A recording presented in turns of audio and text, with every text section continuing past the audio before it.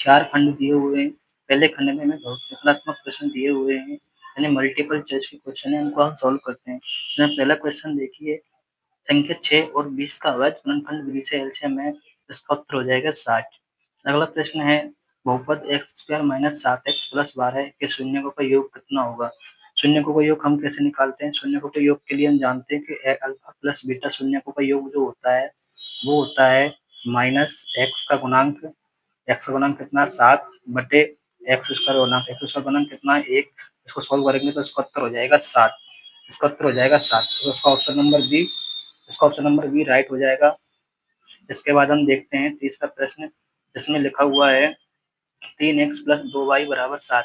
यहाँ पर x का मान 5 दिया हुआ है, तो y का मान पूछा है। अब y का मान निकालने के लिए हम क्या करेंगे कि x की जगह x का मान रख देंगे, तो 3 गुना 5, जब 3 गुना 5 करेंगे तो कितना हो जाएगा 15 प्लस 2y बराबर 7। जिसको पक्षांतरण करेंगे, इसका सॉल्व करेंगे तो y का मान आएगा -4। इसके बाद देखते हैं अगला, दी गई आकृति में DE समांतर BC एंड AD बराबर 1.5, DB बराबर 3, AE बराबर 2 सेंटीमीटर है, तो EC का मान कितना होगा। क्योंकि हम जानते हैं थेल्स प्रमेय से, जानते हैं थेल्स प्रमेय क्या होती है कि AD बटे BD बराबर होता है AE बटे EC। यहाँ पर इसका मान रखेंगे, जब इसमें हम मान रखते हैं तो इसका उत्तर आएगा 4 सेंटीमीटर। इसका उत्तर आएगा 4 सेंटीमीटर।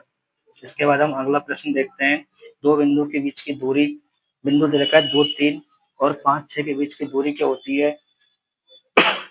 हम जानते हैं दूरी सूत्र क्या होता है, under root of x2 minus x1, यानी कि 5 माइनस 2 यानी 3 का square plus y2 minus y1 का स्क्वायर, 6 माइनस 3 यानी 3 का स्क्वायर, यानी कि 9 और 9 18 का स्क्वायर, 18 का अंडर रूट। इसका मान हो जाएगा 3 अंडर रूट 2, तो इसका उत्तर हो जाएगा 3 अंडर रूट ऑफ 2। इसके बाद अगला प्रश्न देखते हैं हम, यदि थीटा बराबर 45 डिग्री हो तो 1 माइनस कॉस 2 थीटा बटे साइन 2 थीटा का मान कितना होगा। यहाँ पर हम थीटा का मान रखते हैं, जब थीटा का मान रखेंगे तो 1 माइनस कॉस 2 थीटा, कॉस को 2 से गुना करेंगे तो 2 गुना 45 करेंगे 90 बटे साइन 2 थीटा, साइन 2 को थीटा से गुना किया 90। हम जानते हैं 1 माइनस कॉस 90 का मान होता है 0 बटे साइन 90, साइन 90 का मान होता है 1, तो इसका उत्तर आ जाएगा 1। इसका ऑप्शन नंबर डी सही हो जाएगा। इसके बाद अगला क्वेश्चन देखते हैं, एक ऊर्ध्वाधर छड़ की लंबाई और इसकी छाया का अनुपात 1/√3 है, तो सूर्य का उन्नयन कोण है। तो देखिए हम देखते हैं, एक हमें मीनार दी हुई है, यहाँ पर ऊर्ध्वाधर छड़ की लंबाई जो दे रखी है हमें 1 दे रखी है, और इसकी छाया जो भी नीचे पड़ती है वो दे रखा है 3, जबकि हमें सूर्य का उन्नयन कोण पूछा है, ये कोण कितना हो जाएगा। तो हम जानते हैं टेन थीटा बराबर कितना होता है, लंब बटे आधार, लंब कितना 1/√3। अब बताओ टेन में √3 किसका मान होता है, अंडर रूट 1/√3 किसका मान होता है 30 डिग्री का, तो इसका उत्तर हो जाएगा 30 डिग्री। इसके बाद अगला प्रश्न देखते हैं, किसी बिंदु एक बिंदु P से O केंद्र वाले वृत्त पर PF PB स्पर्श रेखा खींची गई है, यानी कि हमें इस तरह से दिया हुआ है, ये ऐसे बना हुआ है, यहाँ से ये हमें बिंदु दिया हुआ है P, यहाँ पे A और B स्पर्श रेखाएं वृत्त पर, यहाँ पे O दे रखा है और ये कोण दिया हुआ है, तो यानी हमें ये कोण और इधर से हमें ये कोण पूछा, यानी कि कोण POAB ये 80 डिग्री हो जाएगा, और हम जानते हैं इस पे 90 डिग्री कोण बनता है, यानी कि वृत्त की त्रिज्या स्पर्श रेखा पर 90 डिग्री कोण बनाती है, तो ये 90 और ये कोण 90 हो जाएगा, ये कोण 90 और ये कोण 90 प्लस 80 ये हो जाएगा, यहाँ से कोण निकलेगा 100 डिग्री का, जिसको हम ये इन्होंने बराबर बांट दिया, तो इसका उत्तर हो जाएगा 50 डिग्री।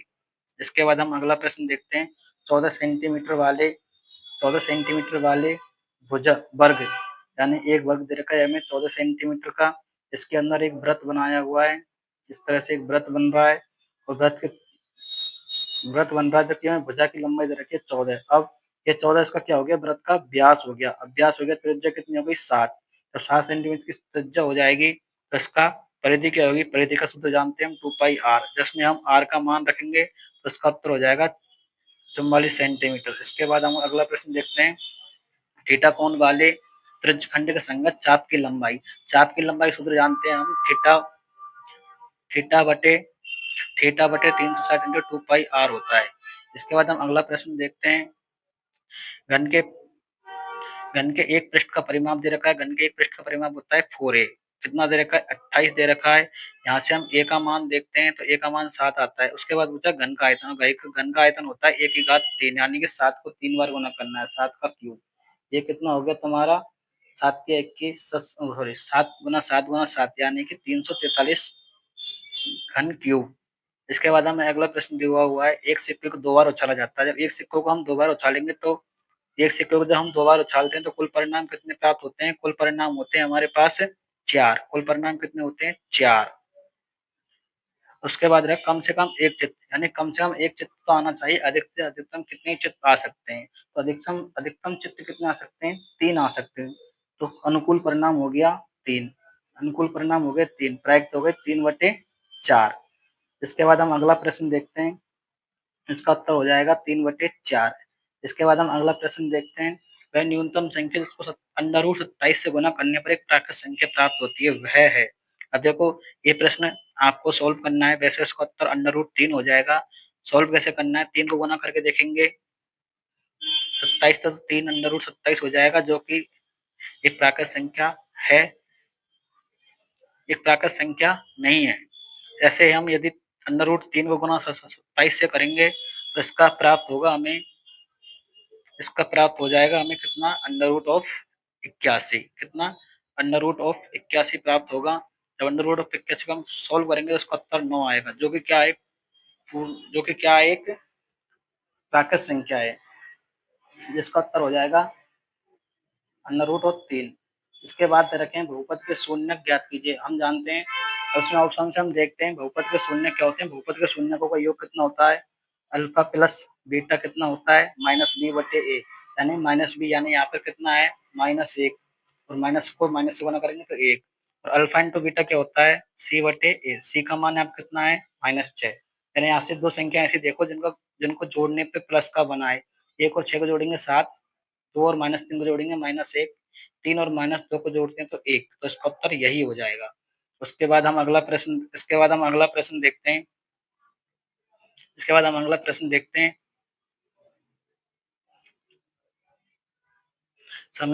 समीकरण 3x - 5y + k में यदि x बराबर 2 y बराबर -2 है तो k का मान कितना होगा? हमें कुछ नहीं करना है, x और जब y के मान रखने तो k का मान -16 प्राप्त हो जाएगा। k का मान -16 प्राप्त हो जाएगा। इसके बाद हम अगला प्रश्न देखते हैं। ये प्रश्न आपको सॉल्व करना है। ये प्रश्न आपको कमेंट बॉक्स में इसका उत्तर बताना है। 14 का उत्तर आपको कमेंट बॉक्स में बताना है। इसके बाद हम 16वां क्वेश्चन देखते हैं। इसके बाद हम 16वां क्वेश्चन देखते हैं। सॉरी 17वां क्वेश्चन देखते हैं। 10 मीटर ऊंची मीनार, एक मीनार दे रखी है हमें 10 एक मीटर सॉरी एक मीनार दे रखी है हमें 10 मीटर ऊंची दे रखी है, ठीक है। और उसका अवनमन कोण 30 डिग्री है। यहाँ से कोण जो बन रहा है ये 30 है। जब ये 30 है तो ये भी कितना हो जाएगा? 30 डिग्री। जब ये 30 डिग्री हो गया तो बिंदु की आधार से दूरी कितनी हो जाएगी, यानी हमें ये पूछा है। तो हम जानते हैं 10। इसके बाद देखते हैं हम छठा, 10 और 250 के बीच में संख्या जो 4 से गुणित है, इसको आपको खुद को सोल्व करना है। यहाँ पर हमें ए का मान आ जाएगा, एक का मान होगा 12, डी का मान होगा 4। तो इसको सोल्व करेंगे तो इसमें एन का मान आएगा 60। एन का मान कितना आएगा? 60। एन का मान आ जाएगा 60। इसको आपको खुद को सोल्व करना है। इसके बाद देखते हैं अगला प्रश्न। उस वृत्त की त्रिज्या ज्ञात कीजिए जिसका क्षेत्रफल 49 है। तो यहाँ से हम इसको सोल्व करके देखते हैं। तो 49 पाई वृत्त का क्षेत्रफल दे रखा है। वृत्त का क्षेत्रफल होता है πr²। पाई से पाई कैंसिल आउट, आर का मान कितना हो जाएगा? 7। इसके बाद अगला प्रश्न देखो, एक 5 को फेंकने पर समांक आने की प्रायिकता हो जाएगी। समांक आने की प्रायिकता हो जाएगी कितनी? एक 5 को फेंकते तो कुल परिणाम तो प्राप्त होते हैं 6, उसमें सम अंक आते हैं 3, तो यानी कि 1/2 प्राप्त हो जाएगी। इसके बाद अगला है 10 सेंटीमीटर भुजा वाले घन के विकर्ण की लंबाई। हम घन के विकर्ण की लंबाई जानते हैं a√3। यहाँ पर a का मान कितना दे रखा है? 10, तो 10√3 हो जाएगी। उसके बाद हमें अगला प्रश्न दिया हुआ है। एक शंकु दे रखा है हमारे पास, जिसमें आधार की त्रिज्या 5 दे रखी है और ऊंचाई 12 दे रखी है। हमें एल का मान पाइथागोरस प्रमेय से एल स्क्वायर बराबर हो जाएगा 12 का स्क्वायर प्लस 5 का स्क्वायर, यानी कि एल स्क्वायर बराबर 169 और एल बराबर 13। इसके बाद हम अगला प्रश्न देखते हैं। बंटन का माध्य ज्ञात कीजिए। बंटन दिया हुआ है। बंटन का माध्य ज्ञात करने के लिए हम क्या करते हैं, सबसे पहले इसको हम आरोही या अवरोही क्रम में जमाते हैं। तो इसको हम आरोही क्रम में जमाते हैं। 1 2 3 5 9 11। अब देखने के लिए क्या करते हैं, यदि संख्याएं हमें सम दे रखी हैं, यदि हमें विषम दे रखी हैं, जो बीच वाला संख्या होती है वो माध्यक हो जाता है। लेकिन यहाँ पे संख्या क्या दे रखी है, सम अंकों में संख्या दे रखी है, तो उसका माध्यक होता है जो मध्य की दो संख्या होती है उनको जोड़ के 2 का भाग दे देते हैं। तो दोनों को जोड़ो, 3 + 5/2 बराबर कितना हो जाएगा, 4। इसके बाद हम करते हैं आगे। पी ऑफ ए बराबर दे रखा है 0.65। तो ए नहीं की प्रायिकता पूछी है, तो हम जानते हैं घटना घटित होने की प्रायिकता P of A plus P of A नहीं बराबर होता है 1। यहाँ से हम पी ऑफ ए नहीं का मान निकालेंगे, हो जाएगा 1 माइनस पी ऑफ ए, यानी कि अगर यहाँ से हम सॉल्व करते हैं इसको तो 1 माइनस 0.65, तो यहाँ से उत्तर आ जाएगा 0.35। इसके बाद अगला प्रश्न देखते हैं। शंकु के आयतन का सूत्र होता है 1/3। शंकु के आयतन का सूत्र होता है 1/3 पाई आर स्क्वायर एच। इसके बाद अगला प्रश्न दे रखा है वर्ग अंतराल 10 से 25 में वर्ग चिन्ह निकालने के लिए क्या करते हैं, अपर निम्न सीमा 10, निम्न सीमा प्लस अधिकतम सीमा बटे 2 करते हैं। यहाँ से इसका उत्तर आ जाएगा 17.5। इसके बाद हम अगला यादृच्छिक कंचा निकाला जाता है। तो इसकी क्या प्राकृतिक है, सफेद कंचा है। सफेद कंचे कितने हैं, 3 निकाल रहे, 3/10 सॉल्व करना है। तो सिद्ध कीजिए 3 + √5 परिमेय संख्या। ये बहुत ही इंपॉर्टेंट क्वेश्चन है, ये क्वेश्चन बहुत ही इंपॉर्टेंट है और इस बार एग्जाम में आ सकता है। अगला प्रश्न है x² - 3 के शून्य ज्ञात कीजिए और शून्य को गुणांक की भी सत्यता की जांच कीजिए। इसमें भी हम कर सकते हैं। इसके बाद देखिए अगला प्रश्न है दो अंकों की एक संख्या और एवं उसके अंकों को पलटने पर बनी संख्याओं का योग 66 है। यदि संख्या के अंकों अंतर 2 है तो संख्या ज्ञात कीजिए। इसके बाद ऐसी कितनी संख्या है। इसके बाद 7वां प्रश्न देखिए आप, जो कि समांतर श्रेणी से संबंधित है। इसके बाद हम 8वां प्रश्न देखते हैं, जो तुम्हारी 10 प्रश्नावली वृत्त वाली प्रश्नावली से आया हुआ है। इसके बाद हम 9वां प्रश्न देखो, ये तुम्हारा निर्देशांक ज्यामिति से प्रश्न है। ये भी आपका बहुत इंपॉर्टेंट प्रश्नावली है। यहाँ से लंबा एक प्रेक्षक चिमनी से 28.5 मीटर दूरी पर है। उसकी आंखों से चिमनी के शिखर का उन्नयन कोण 45 डिग्री है। तो चिमनी की ऊंचाई, यानी कि तुम्हारा प्रश्न त्रिकोणमिति के अनुप्रयोग से है। इसके बाद हम 12वां प्रश्न देखते हैं। दो संकेंद्र वृत्तों की त्रिज्याएं 5 सेंटीमीटर 3 सेंटीमीटर हैं। बड़े व्यास की जीवा की लंबाई ज्ञात कीजिए, छोटे वृत्त को स्पर्श करती है। 13वां प्रश्न है। ये प्रश्न बहुत ही इंपॉर्टेंट है, क्वेश्चन नंबर 12। ये आपका बहुत इंपॉर्टेंट प्रश्न है। ये प्रश्न आपके एग्जाम में 100% आएगा। इसके बाद देखिए 12 त्रिज्या 12 सेंटीमीटर वाली वृत्त की कोई जीवा केंद्र पर कोण अंतरित करती है। संगत वृत्तखंड का क्षेत्रफल ज्ञात कीजिए। फिर सेक्शन सी में आपका पहला प्रश्न आ रहा है समांतर श्रेणी से, और इसमें अथवा में भी दूसरा क्वेश्चन आता है। आपको दोनों में से एक क्वेश्चन सॉल्व करना है। इसके बाद हम देखते हैं 15वां क्वेश्चन, जो कि तुम्हारे निर्देशांक ज्यामिति से है। मैं थोड़ी देर पहले ही बात कर चुका था कि निर्देशांक ज्यामिति बहुत ही इंपॉर्टेंट प्रश्नावली है। आप इस पर ध्यान दीजिए। इसमें से आपको एक 2 नंबर का और एक 3 नंबर का प्रश्न 100% आपको पेपर में मिलेगा। इसके बाद हम याद करते हैं 16वां, जो कि आपकी 10 प्रश्नावली वृत्त से संबंधित है। सिद्ध कीजिए किसी वृत्त के परिगत समांतर चतुर्भुज समचतुर्भुज होता है। या फिर सिद्ध कीजिए कि वृत्त के, अगर ये सिद्ध नहीं कर सकते तो आप दूसरा वाला सिद्ध कर देना। इसके बाद आता है तुम्हारा 17वां प्रश्न, जो आपकी सांख्यिकी, जो कि बहुत इंपॉर्टेंट है। सिर्फ आपको सूत्र याद करने हैं, क्योंकि ये प्रश्नावली आपको पूरे 13 नंबर देती है। ये प्रश्नावली आपको पूरे के पूरे 13 नंबर की प्रश्नावली है। 13 नंबर आपको सिर्फ सूत्र याद करके और मान रखने पर आ जाएंगे। आपको इसमें कुछ नहीं करना, सिर्फ और सिर्फ कैलकुलेशन पर आधारित है। 13 नंबर की प्रश्नावली है आपकी ये। इसके बाद हम आगे चलते हैं, 18वां क्वेश्चन देखते हैं। ये भी देखो, इसमें से 18वां क्वेश्चन है, समकोण त्रिभुज की ऊंचाई उसके आधार से 7 सेंटीमीटर कर रहे हैं, कम है। यदि कर्ण 13 सेंटीमीटर का हो तो अन्य दो भुजाएं ज्ञात कीजिए। या फिर अगला प्रश्न है, समीकरण का व्यक्त कर ज्ञात करना, यानी डी का मान ज्ञात करना और मूलों की प्रकृति बतानी है कि वे वास्तविक है या कैसे हैं। तो ये प्रश्न आपके समीकरण से संबंधित है।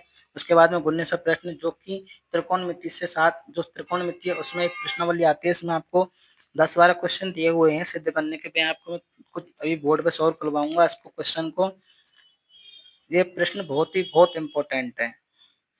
और इस तरह तुम्हारा इसके बाद अथवा में 12वां 20वां क्वेश्चन भी देखो, फिर दोबारा से 20वां क्वेश्चन आ गया तुम्हारा, वही बहुलक ज्ञात कीजिए। बहुलक ज्ञात करना है हमें।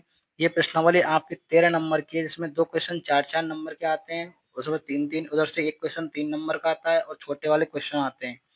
इसके बाद ये अंतिम क्वेश्चन था आपका। और इस तरह से ये पेपर आप बड़े ध्यान से देखिए, आप इसको दोबारा से देख सकते हैं पूरा पेपर। ये आपको मेरे टेलीग्राम चैनल के लिंक पर मिल जाएगा, आप इसको टेलीग्राम चैनल पर भी देख सकते हैं। पूरा की पूरा पेपर डाला हुआ है और उसका सॉल्यूशन